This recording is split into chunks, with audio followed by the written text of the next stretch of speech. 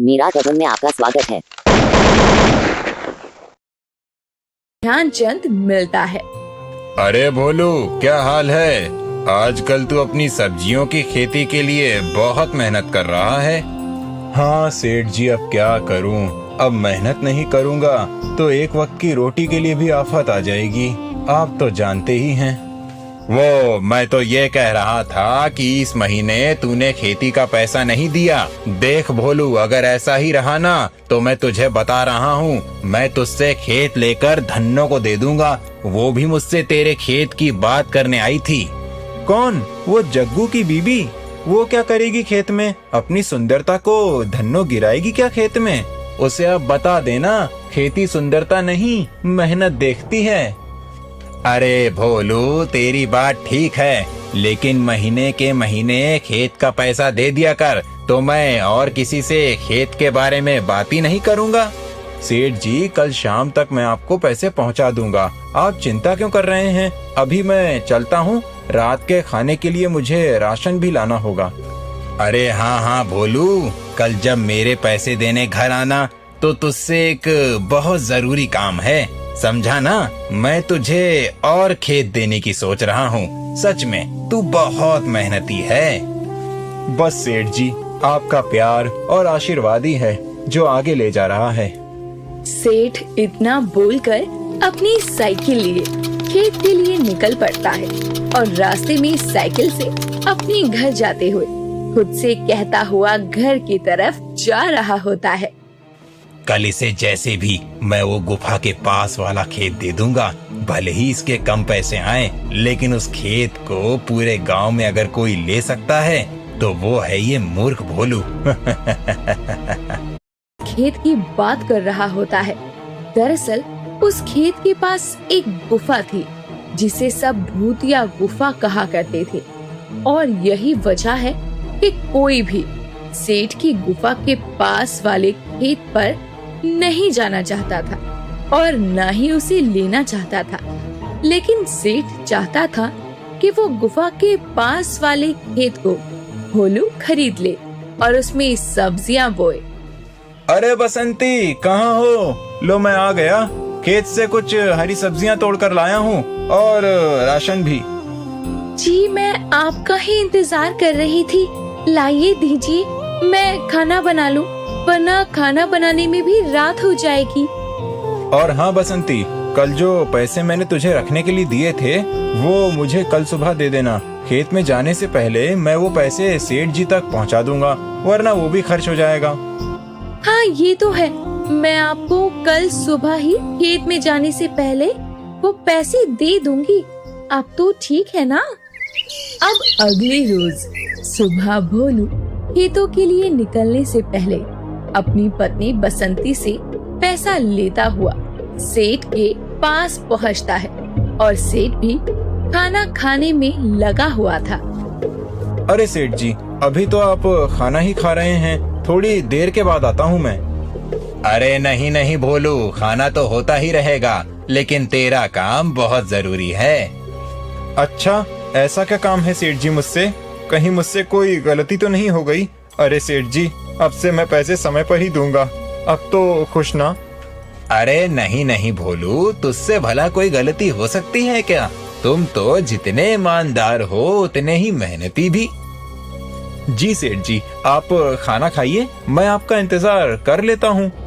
कुछ समय के बाद ही सेठ खाने के बाद भोलू को अपने पास बुलाता है और भोलू कहता है, अरे मालिक, घर से खा पी कर आया हूँ, आप ये पैसे ले लीजिए, यही आपको देने आया हूँ। अब मैं चलता हूँ सेठ जी, मुझे खेतों में जाने में लेट हो रहा है। अरे भोलू, मुझे तुझसे बहुत जरूरी काम है, बैठो 2 मिनट, चले जाना खेत में।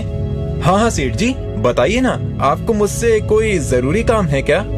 अरे नहीं, जरूरी काम तो नहीं है, लेकिन मैं सोच रहा था कि जब तू इतनी मेहनत करता ही है तो थोड़ी सी मेहनत और करके अपनी झोपड़ी को महल बना ले।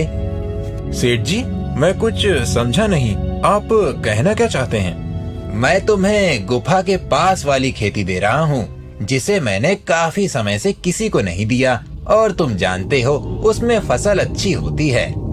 लेकिन सेठ जी, मैंने तो वहाँ के बारे में बहुत कुछ सुना है। मुझे तो गुफा के पास जाने में भी डर लगता है लोगों की बात सुनकर।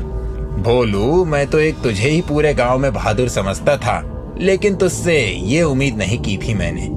ठीक है सेठ जी, आपको लगता है मैं उस खेत में अच्छी फसल उगा लूंगा तो मैं तैयार हूँ आपके खेत को लेने के लिए, लेकिन मैं उसके कम पैसे दूंगा, बाकी आपकी मर्जी। तू जितने पैसे देगा मैं खुशी खुशी रख लूंगा, तो मैं समझू ना कि अपनी डील पक्की। बस आप अगले महीने का इंतजार कीजिएगा सेठ जी। हाँ हाँ चल अब जा, तुझे भी खेत के लिए लेट हो रहा होगा। अब जैसे ही भोलू उस खेत में हल चलवाता है, ये खबर आग की तरह फैल जाती है कि भोलू ने गुफा के पास वाली भूतिया जमीन को खरीद लिया है।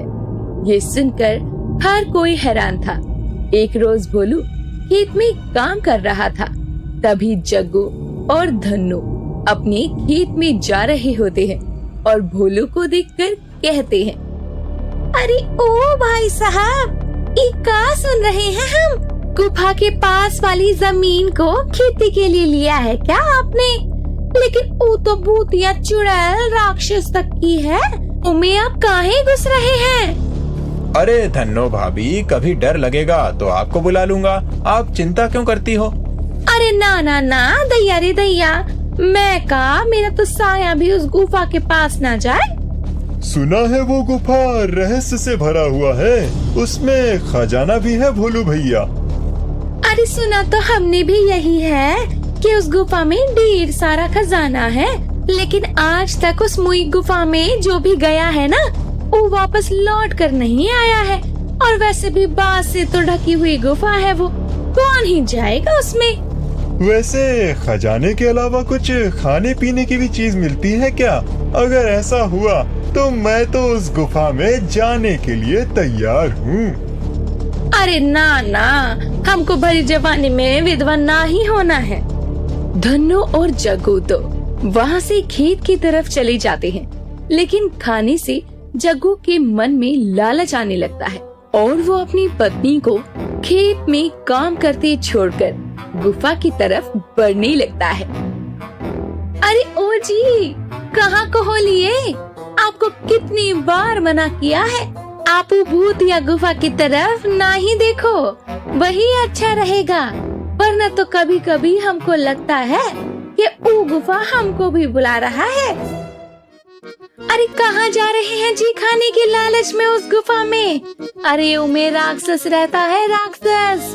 आज तो ये आदमी हमको विधवा करके ही मानेगा। अरे सुनिए तो बहरे भटकी औलाद, इनकी ये खाने की आदत किसी दिन मुझे जरूर मरवा देगी। जग्गू धन्नू की एक भी बात नहीं सुनता और गुफा की तरफ बढ़ता चला जाता है और आखिरकार जग्गू गुफा में प्रवेश कर ही जाता है। अरे सत्यानाश हो इनका, अब तो